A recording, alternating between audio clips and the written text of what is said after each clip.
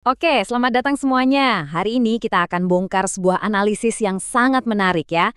Ini adalah sebuah kritik tajam tentang 17 bulan pertama masa jabatan Presiden Prabowo Subianto. Dan analisis ini bukan kaleng-kaleng loh. Ini didasarkan pada sebuah wawancara mendalam yang mengungkap banyak hal di balik layar.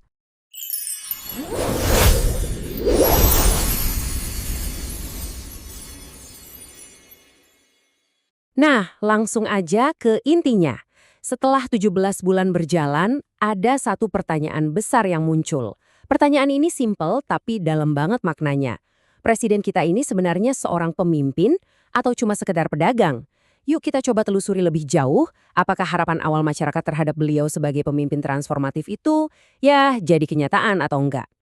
Analisis ini berangkat dari sini nih, dari perbandingan antara harapan dan kenyataan. Dulu, harapannya kan beliau akan jadi pemimpin sejati, sosok yang tegas dan benar-benar beda dari pendahulunya. Tapi menurut analisis ini, realitanya setelah 17 bulan, persepsinya justru jadi pedagang, seorang politisi yang transaksional yang gayanya dianggap mirip dengan mantan Presiden Jokowi.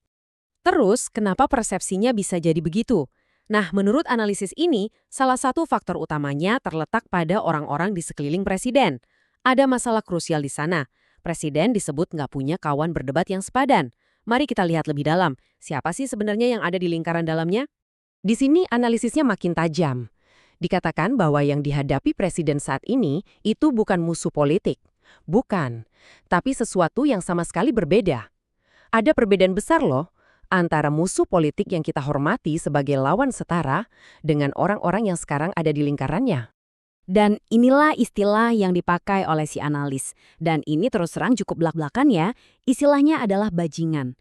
Maksudnya apa? Menurut sumber ini, mereka itu bukan lawan yang selevel, bukan orang yang bisa diajak debat adu gagasan, tapi lebih ke para penjilat, politisi yang cuma cari muka, dan oportunis korup yang gak bisa dipegang omongannya.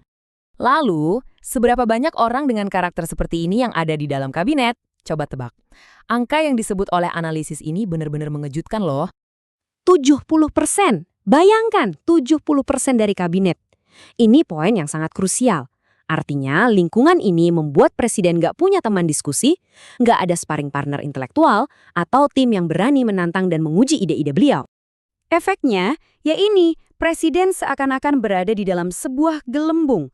Nggak ada tim penasihat yang solid untuk adu argumen, nggak ada yang berani jadi devil's advocate atau penentang gagasan. Lingkarannya lebih banyak diisi oleh pembantu administratif, bukan para pemikir konseptual.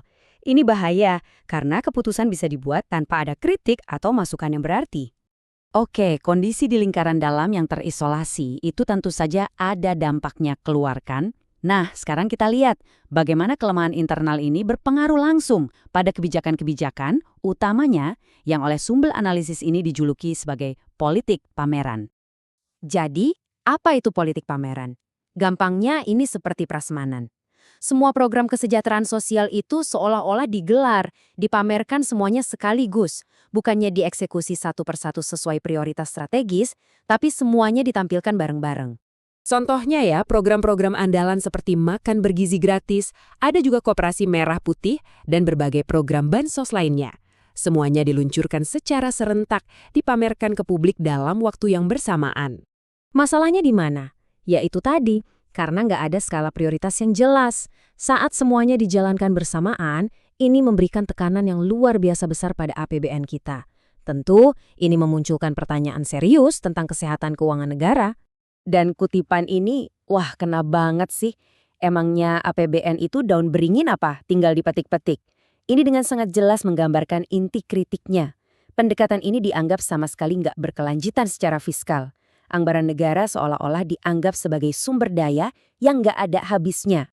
Nah, gabungan antara isolasi di lingkaran dalam dan kebijakan pameran di luar ini membawa si analis ke sebuah kesimpulan akhir. Dan kesimpulannya ini terus terang cukup dramatis dan mengkhawatirkan soal masa depan kepresidenan ini. Ya, ini dia prediksinya cukup suram, awal dari akhir.